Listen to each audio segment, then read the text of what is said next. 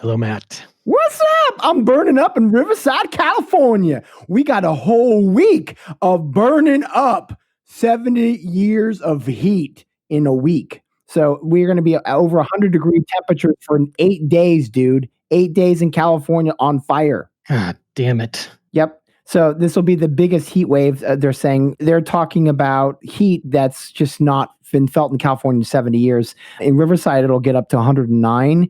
And every day this week will be over 100 degrees. And many of them will be 107, 108, 109. The earth is on fire. We should be on fire and the earth should be chilling. Yeah. What the fuck is this? 70 years? So highest temperatures in 70 years? It's the biggest heat wave in California. And they're saying in 70 years when they look at the statistics on this. Jesus fucking Christ. Well, context is this week our launch pad for the discussion is the book A Planet to Win, Why We Need a Green New Deal by Kate Aronoff, Alyssa Battistoni, Daniel Aldana Cohen, and Thea Rio Francos, with a foreword by Naomi Klein that Jacobin and Verso put out as part of the collaborations on Verso Books late last year. Yeah, I definitely thumbs up on the book. I mean, I would say I would compare this to of the small books we've talked about.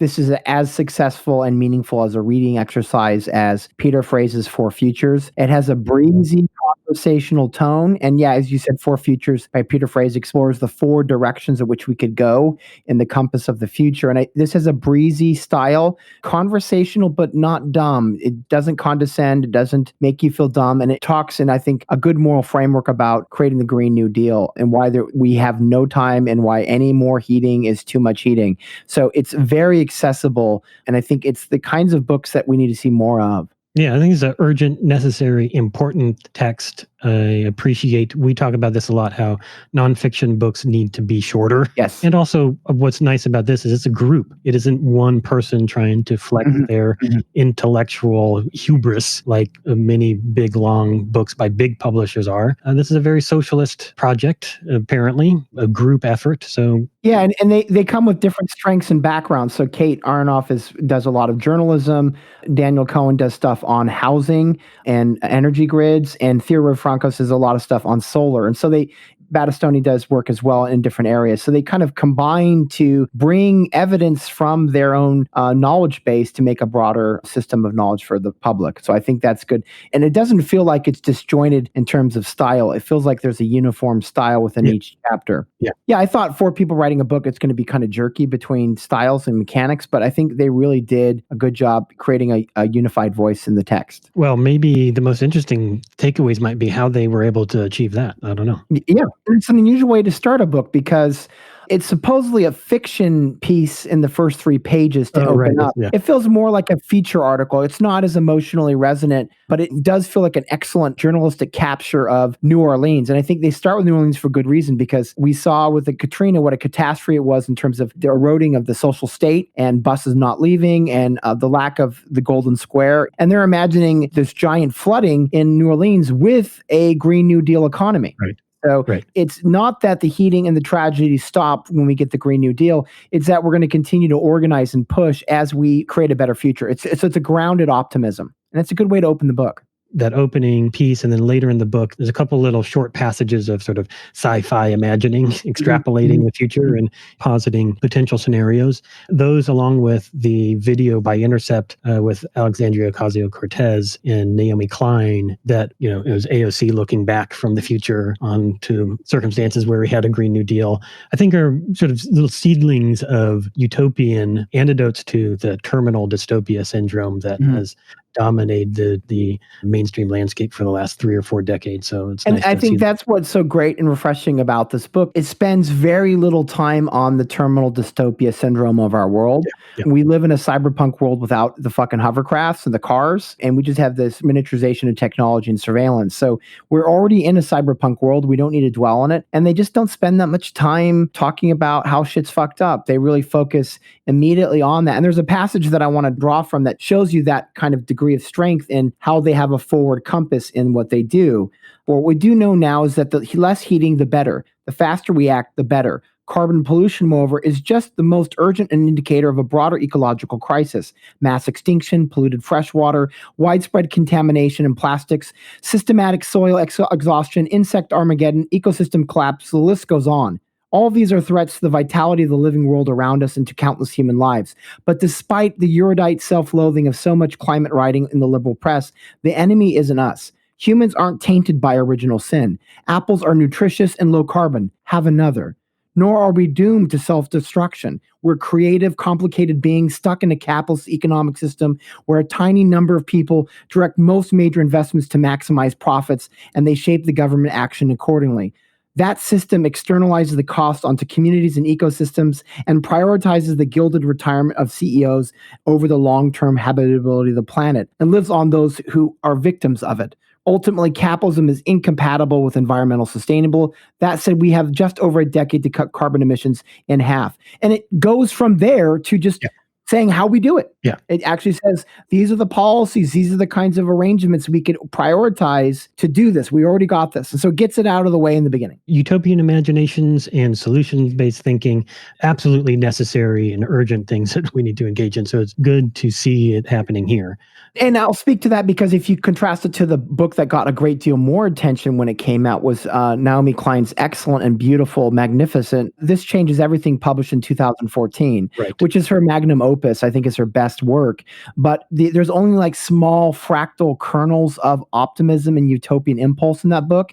This is like the chapter she was missing in her book. She's a bit older than these folks, and so she's working on the old paradigm of like, it's all critique all day long. And if you think about it, her 3 books are kind of processing neoliberalism. No Logo, Shock Doctrine, and This Changes Everything is kind of like a trilogy on the neoliberal fucking shit show. Yeah. And I think that's what's kind of, these new generational voices kind of push us off into a solution-based focus. And that's why it's so enjoyable. You won't be depressed reading it because it's so solution-based focus. It actually gets you a little inspired. Yeah. And I think they'll uplift from it. Yeah, it's not just examining the corpse, but real quick, we'll breeze through the major points of this corpse really quick as we are experiencing Earth death at the apex of the so-called Anthropocene. Well, some people call it the Capitalocene, right? Right, Capitalocene.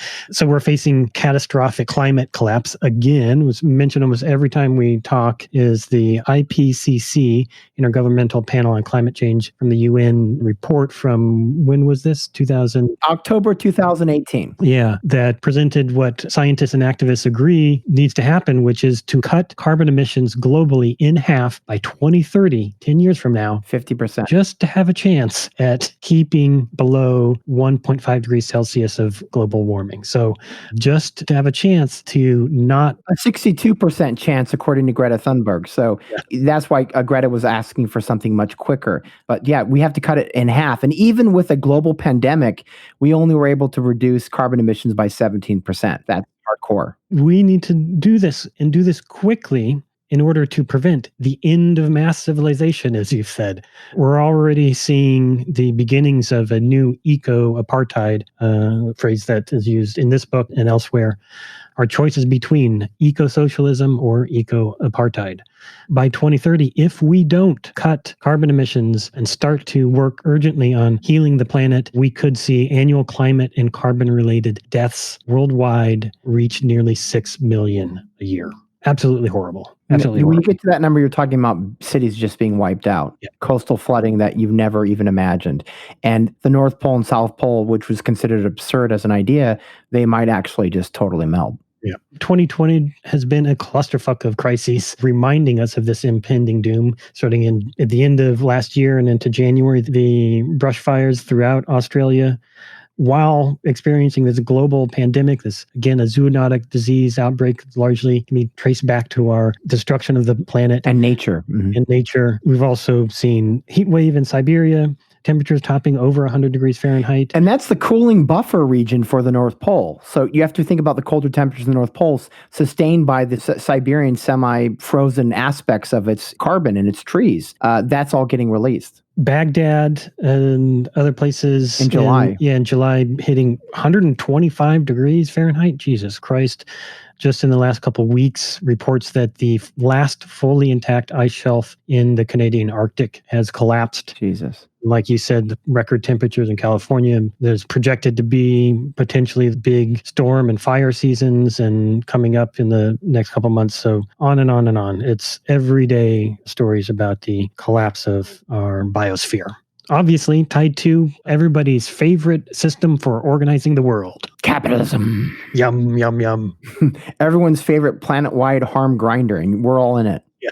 You might be in a safe place in that grinder, like high up on that grinder, but we're all getting ground down. Yeah. This book, Planet to Win, focuses a lot of its energy in terms of its critique against the fossil fuel industry.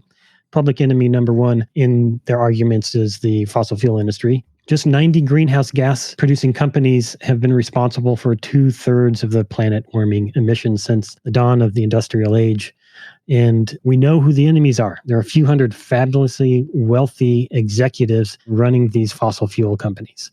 We should consider their behavior as crimes against humanity. As this widespread systematic attack directed against any civilian population with knowledge of the attack. So it's basically phrased, that's a quote there, as a kind of alien invasion, except they're not aliens. They're just alien in terms of their wealth usurpation. And this is an attack on humanity. Yeah.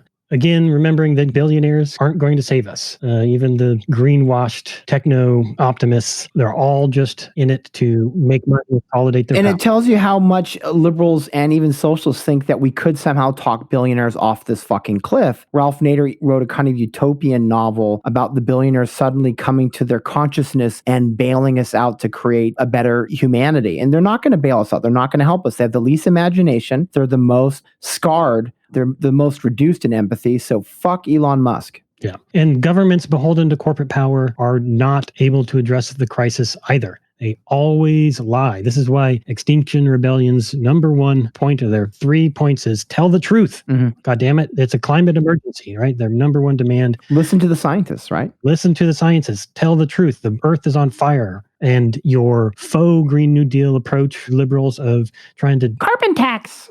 Carbon tax. Your microeconomic approach of carbon tax isn't going to cut it. Technocratic masturbations. Yeah. These governments have spent the last 40 years dismantling democracy. Yep. And so that's another thing to think about. So starting in the 1970s, the U.S. business class had crushed labor unions, one of the greatest vehicles for equality. This is a quote from the book. The percentage of workers represented by unions have been halved. And in that same time, workers' real wages stagnated even as their productivity increased. The share of income going to the top 10% earners nearly doubled. And the 1% did even better.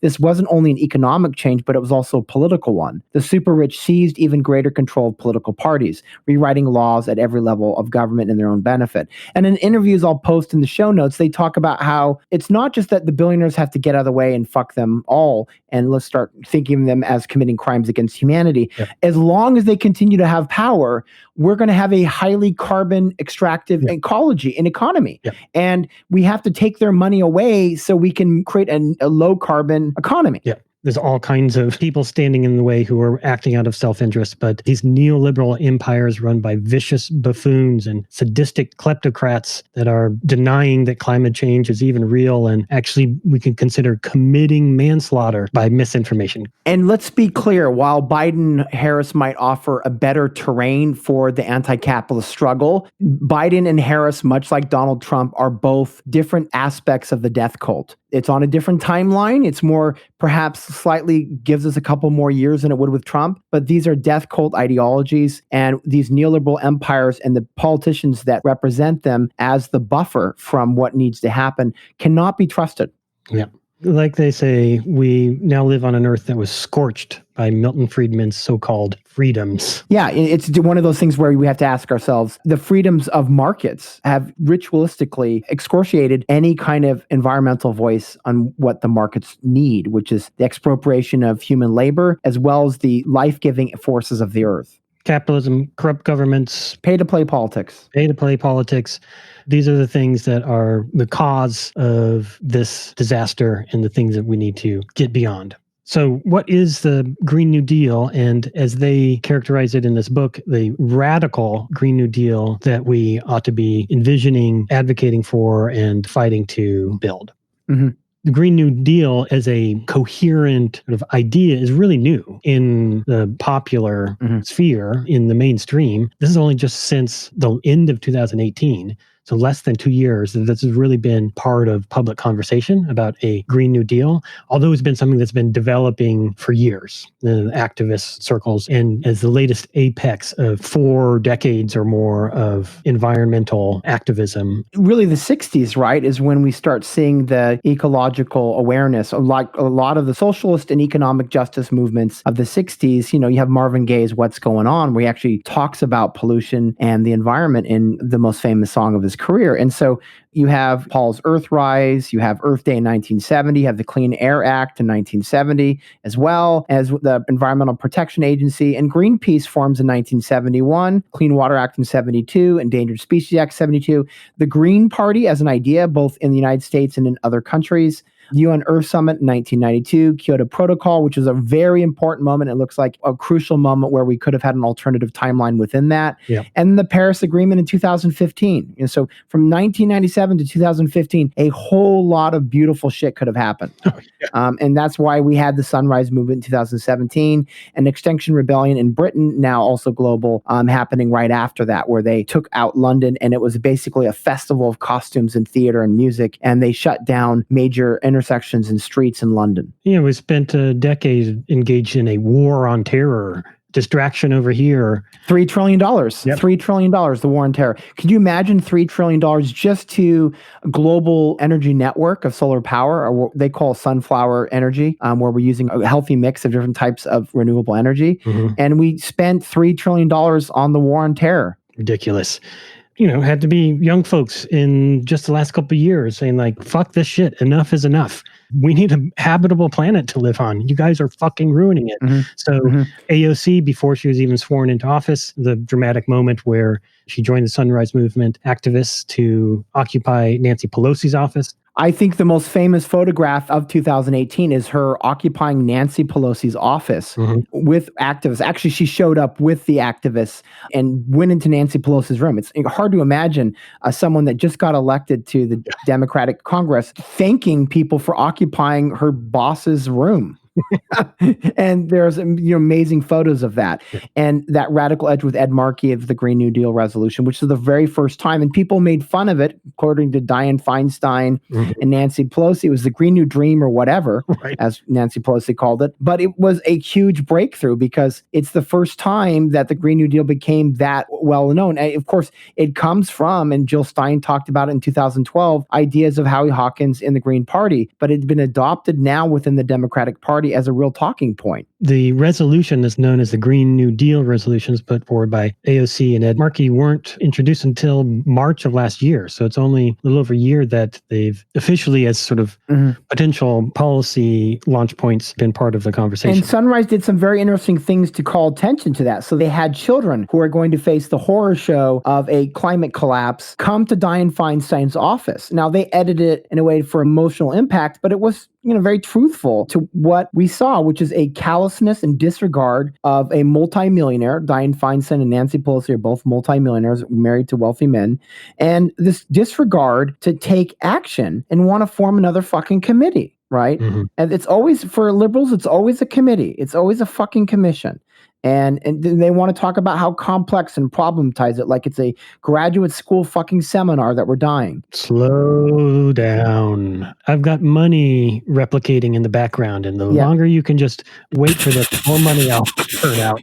I can hear the money rolling back behind Nancy Pelosi because, she's got to fundraise, and that's why she's in the position she's in. And that conflict of interest is not just a minor kink in a particular candidate. It's that the fossil fuel industry goes wherever the power is. Yep, it's endemic. It is the shape of things. As California with Jerry Brown fracking the shit out of our own state. So what is this radical Green New Deal that they're advocating for in this text? Well, I'll run through the bullet points of it. The main point is the end of the fossil fuel industry. The fossil fuel industry is an enemy number one. And what we need to do more than anything is keep fossil fuels in the ground. So keep all fossil fuels now in the ground and prosecute the shit out of these companies and executives. acknowledging that the reality is that there are many systems still dependent on fossil fuel, but the main thing that we need to start doing to get towards cutting carbon emissions in half is leave the carbon in the ground. Second point is to invest in public ownership and democratic control of utility companies. So not necessarily the fossil fuel extractors, but companies like Pacific Gas and Electric in California. Democratize energy grids and energy systems. Yeah, is to put them under public ownership in democratic control. And that's why they connect the dots with that to democratizing energy grids at the same time that we nationalize the fossil fuels in order to keep them in the ground. And that's where MMT becomes really important, because we simply just buy them up as financial assets and keep them in the ground using MMT philosophy. And that's part and parcel of what they're talking about. We'll come back to that point about MMT towards the end here, because I only briefly nod towards that. That's a point I want to get back to. But the third point is a jobs guarantee, the idea of green or low carbon jobs for everyone. This is a real central point. And then decarbonizing the energy grid, moving quickly towards sources of what they call a kind of sunflower energy grid, where they're using a complex matrix of different type of renewable energies to sustain us throughout the year. Solar and wind primarily. Water. And then putting housing as a central point of a Green New Deal and aiming to build 10 million beautiful public no-carbon homes over the next 10 years. So we solve the crisis of housing and rent extraction with renewable, energy-efficient houses that protect us from the worst aspects of climate change. Also to focus on transportation. Obviously, transportation is a huge part of the carbon output. So focusing on investments in public transit. Mass transit. Yeah, mass transit. And specifically, they talk about public transit with electric buses being the main thing that they're excited about. And then also electric minivans in a sort of socialist ride sharing. They say mass transit not because they hate electric cars, but that it's actually not that practical or plausible on a mass scale globally because of the amount of resources used for an individual car, and the questions about lithium, which some people have called lithium imperialism, which we saw in Bolivia, where we're seeing countries overthrown for lithium, and it's not a particularly good thing. So they're looking at mass transit, bullet trains, minivans, using automated systems like Uber for the public purpose. And then investing in recreation and creating public luxuries for all, for leisure time, parks and sports and things like this. Shared consumption over privatized hoarding, the same thing that Eric Olin-Wright talks as a problem about capitalism, is it takes our joy and it privatizes it. So this connects, I think, as well with Seriously Wrong, talking about library socialism, where we build a shared consumptive zones in our communities that get rid of loneliness, desegregate our community, and as well as allow for pleasure through consumption to be shared. Yeah. Key to the overall directionality, undertaking, and advocacy for a radical Green New Deal is to understand that politics of climate change and the transformation of the built environment are the same damn thing, as they say. That investment in our physical infrastructure in the built environment goes hand in hand. One comes with the other. Addressing climate change, which we entirely agree with. And that an effective Green New Deal is an internationalist one. That, yes, the U.S. specifically plays a key role both in maintaining the current system of extractive capitalist activity, but can play a role in transforming that. And the book does a much better job than Bernie Sanders' campaign of internationalizing the Green New Deal. And Naomi Klein made an important point that Bernie's Green New Deal went farther than Elizabeth Warren to talk about the global aspects of how we can implement the Green New Deal than Warren's plan. But they did take a much more manifest approach to kind of international socialist ecology. Yeah. Those are the key parts of what they argue for as a radical Green New Deal. What I do appreciate is that, again, they didn't spend a whole lot of time talking about things that are potential misdirects. First, drawing strict or abstract lines around particular science, technology, or economic tools are distractions. And I totally agree. I think there's a key premise we can understand is that we need to decarbonize. We need to curb our destruction of the planet quickly and rapidly, but we can get lost dissecting all the many different causes and sources and potentials. And the important thing is we need to act quickly. And that's what's great is they kind of silence the troll thoughts that we might have or you might have about problems within any of these solutions. Let's just talk about what would be the most ideal and the most pressing, and what are the fundamental questions that have to be addressed as part of a habitable planet. It doesn't parse through the debates because it doesn't go into academic debates. Remember, I think it's really not that long of a book. It's 194 pages. It's not that long.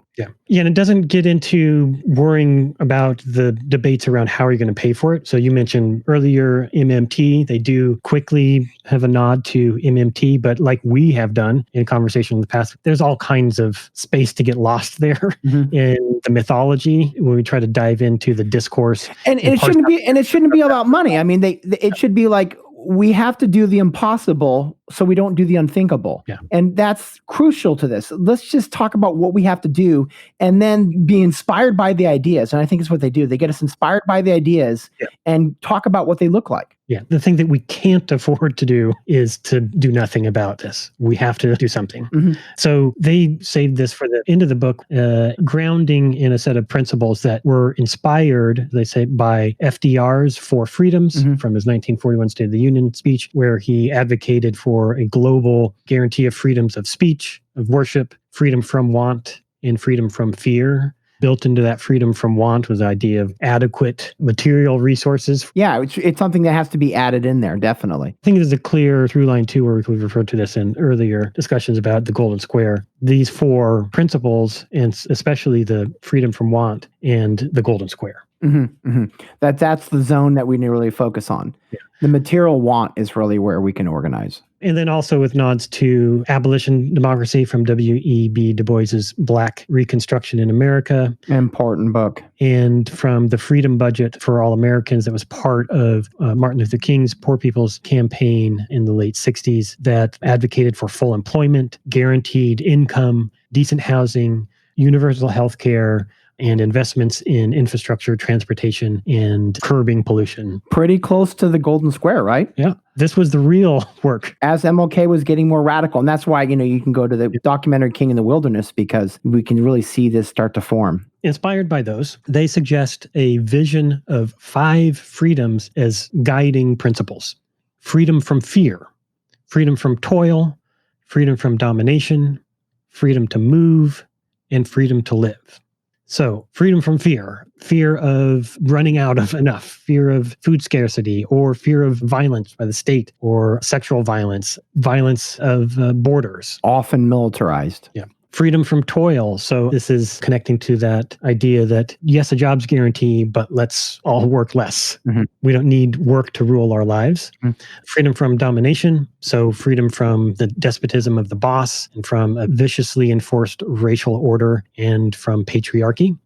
Freedom to move. We need to work on saving the planet, healing the planet, keeping it from all lighting on fire. But then we need to be able to get out there in reasonable ways. Not everybody flying around on private jets, obviously, but to go out and enjoy it. Be free to move around it with the same freedom that we grant to others. Yeah. So that freedom to move becomes really crucial as an egalitarian extension. And then finally, freedom to live. And this is where they run right into the Golden Square without acknowledging it as a framework for rights and obligations the way that we do, but they have it in here. The freedom to live well includes freedom from want, plentiful access to the basics like food, drink, shelter, healthcare, dental, education, music, art, and green spaces. There it is, just about. Food, shelter, healthcare, and education. So it's nestled inside that phrase, that list. The rare moments we've seen in left literature where it has 4 of them. We always have 2 or 3, but here's the 4. I mean, it's in there, but it's still, even when they talk about homes and the homes for everybody, it's not in a rights sort of framework. We've talked about it's not in a guaranteed provisions kind of framework. It's not set forth as a obligation and collective responsibility. Yeah, and that's one of the weaker sections of the book, because if you talk about a rights-based framework before you go to the Green New Deal,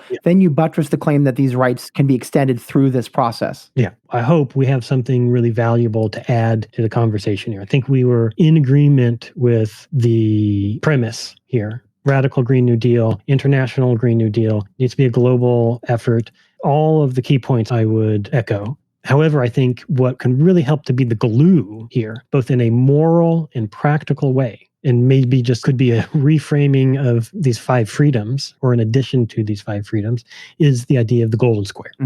That the Golden Square, as we put forth and continue to talk about, identifies food, shelter, healthcare, and education as the material cornerstones for a dignified life. And again, we use the terms food, shelter, healthcare, and education in an expansive way, not in a reductive way. So often we'll say, well, what about internet access? And what about water? And what about so forth and so on? Yes, all of those things. But when we say food, shelter, healthcare, and education need to be provided to everyone as human rights. Example of that expansion is that when you think of shelter, most people think of the building, but that can include, in our more expansive aims, clothing, infrastructure, public transit, the shelter that protects us and allows us to move. And then education can include the internet, right? That's where we get our education increasingly now. And so publicly funded media, reimagining the media environment, that's part of our education, not just a school with desks in it. And so when we use that golden square, we're saying that it should be the beating heart of any global Green New Deal. Yeah. It's the beating heart. Yeah. The ethos of the golden square is that we say food, we mean the things that are the means to sustain. We say shelter, we're talking about the means to protect. And healthcare is the means to heal. Yeah. We say education, we're talking about the means to grow. So think of these four as cornerstones that define the basis of what we need to do collectively to ensure dignity as human beings living together on this planet. And that the golden square must be the purpose of government. If we imagine that the government is a legitimate thing in our lives and in society, the purpose should be to ensure the golden square. Full stop. That's it.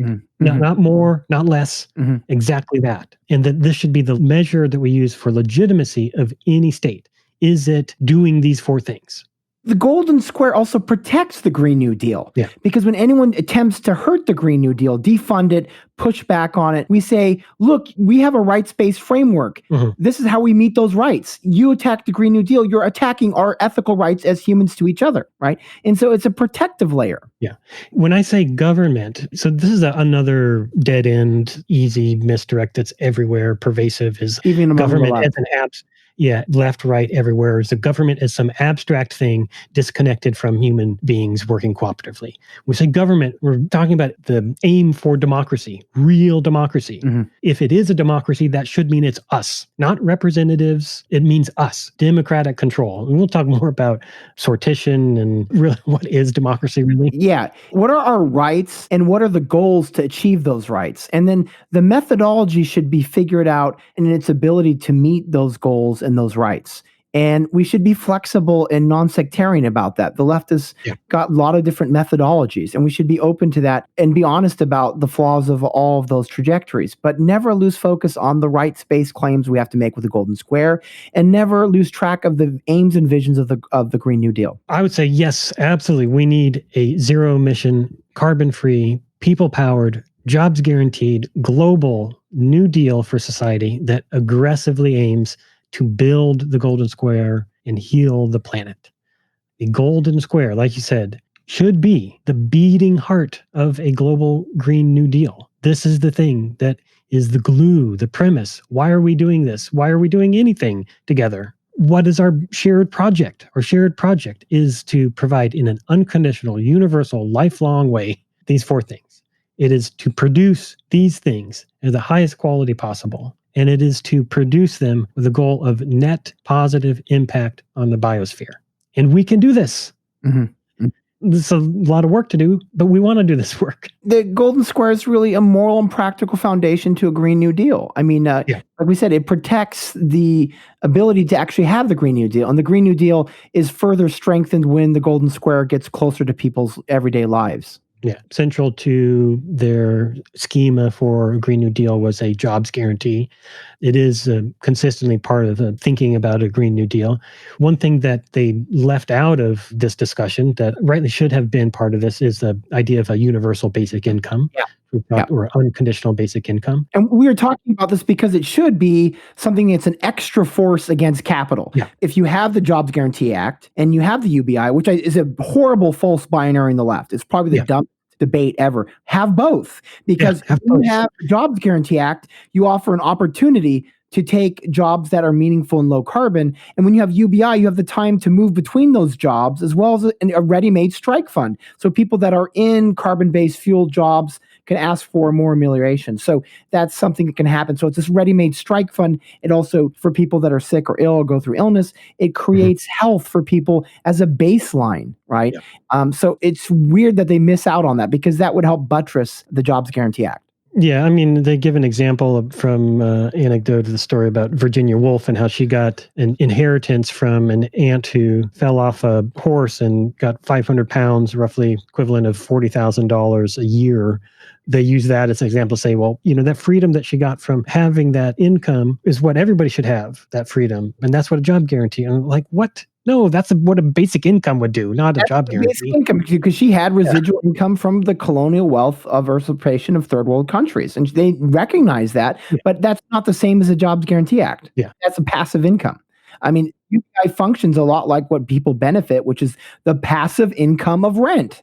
Being a rentier class, being a land baron, you get UBI. Right? I mean, how many times do people need to really repair shit? They're just getting income. And, my job is to be a land baron. Well, why don't we make everybody have the same experience and comfort that a land baron has, because they have UBI? So Virginia Woolf's a weird thing to talk about. They do better when they talk about Lula Gordon and the Works Progress Administration, where Lula Gordon actually writes a letter to FDR saying, can you give me a job? Because this domestic service industry pays me shit, and I'm working for white women and I'm subjugated by them. Yep. Give me a job. I love the WPA, the Works Progress Administration. Yep. The CCC, the Civilian Conservation Corps, was the most popular part of the program for FDR's New Deal. And I'll put a link in that from a Jacobin article. So these things are emancipatory, but don't forget about UBI. Yeah. One thing or another, like, we don't need to be dogmatic about it, but the position, I would advocate for would be even more radical when we think about this aspect, and that really a UBI, along with a jobs guarantee, along with an increase in the minimum wage. There's a lot of discourse too that these things would work contradictory to each other, but there should be a guaranteed job, and that job should have a floor for how much it's paid, a minimum wage. And we should also have a maximum wage. So later, hopefully we get to talk about, we should have 100% tax on wealth. And that's something they don't actually discuss when they talk about controlling CEOs and billionaire wealth. They don't actually ever have a section on maximum wealth. Right. So UBI, jobs guarantee, a minimum, which should be set as the living wage standard minimum, and not just the maximum wage. And a maximum, a 20-hour standardized work week is what I would advocate for, plus unemployment insurance and Social Security. What's better is like talking about how one feeds off the other is something we want to do. So how does one integrate with the other? And that's something that was slightly missing. Even though I love this book, it's missing this idea of how one builds off the other and how one supports the other. Yeah, there were a few things that were not here, and I don't blame them for not talking about everything, 200 pages, and you can't say everything every time. There's a courage in its economy that they decide to, not write another academic 5,000-page book on the Green New Deal.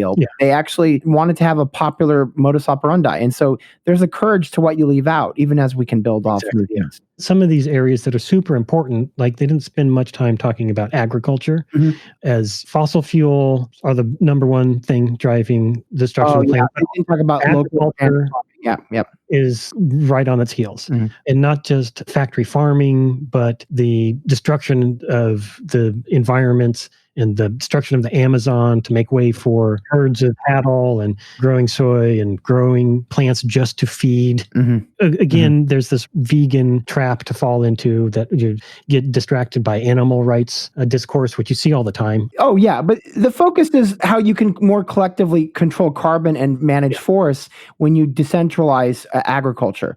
And small farmers are key in this, because we can create healthier farms, healthier communities, and more accountable systems to nature when we have smaller cooperative forms of farming. Yeah, they didn't talk about UBI. They didn't talk about wealth inequality, really, as obviously one of the big drivers. But they didn't talk about taxation or getting money out of politics as being key parts. That was my big takeaway from the book, is that to do these things requires a different funding mechanisms for politicians. That's cool that we got Cory Bush and other people in office, but we do have 10 years, and we need to get 10 times more of these candidates in office.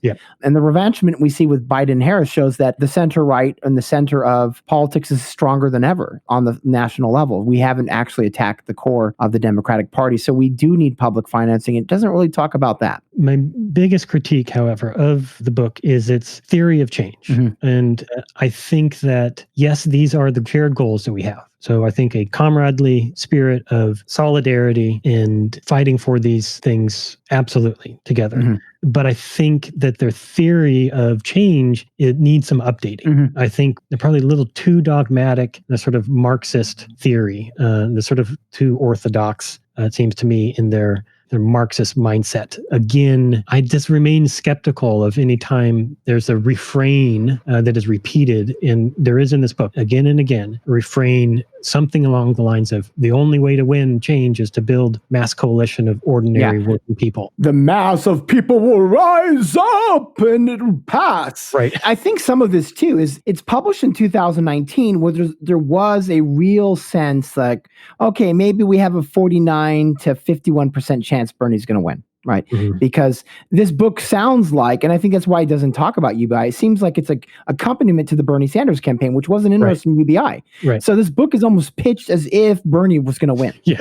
I mean, that's the problem. Is it's like, how do we implement any of this when we have centrists dominating both political parties because of Wall Street money? Yeah. And the whole culture of jerking each other off with their nonprofits and their, the money that pervades the need to run and win every 2 years. 30-70% of the time, politicians are dialing for dollars. And so it does feel like, it's almost too optimistic because it's written before Bernie Sanders dropped out. It was published in 2019. So that's something we have to think about going forward. I wouldn't say that they're wrong about the theory of change. I mean, obviously, we come from basis in a Marxist reading. Mm-hmm. Yeah, right? and it's because that's the core problem. Yes. I want a yes and our Marxism. And I divide it, and this is something that's important, is they tend to collapse into one thing. Yeah. There's a theory of change and there's a theory of power. Yeah. And the problem with Marxists is they tend to ignore the theory of power because we're just going to take over the electoral system. Right? Yeah. No, we're going to need a dual power system. Yeah. And how are you going to implement that dual power system so that our shared theory of change can work? And that's the problem with this book, is it doesn't have a theory of power. It just says, we'll all mobilize for this somehow, some way, and not say how we're going to have the scaffolding. And so that's why I say is there's a difference between a theory of power and a theory of change. Warren had a theory of change very similar to Bernie Sanders. She did not have a theory of power at all, at all. Right. And I could tell who was a serious leftist and who wasn't based on their ability to see that Bernie had a theory of power. So, once again, we take this book and we understand it as a really, exciting, optimistic book, especially like right now with California with this massive historic heat wave.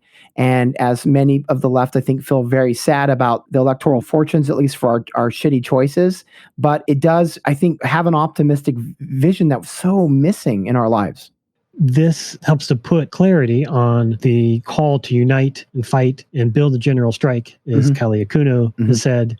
Oh, yeah, we can connect this to USPS, U.S. Postal Service, and the Unite to Fight kind of aspect, right, of broadening it to a mass appeal. This is what we should be striking for. If we're building strikes, rent strikes, and debt strikes, and towards a general strike, we should be getting towards strikes that move us towards a Green New Deal. And a Green New Deal that has the golden square at its heart, at its core. That's what we should be aiming for.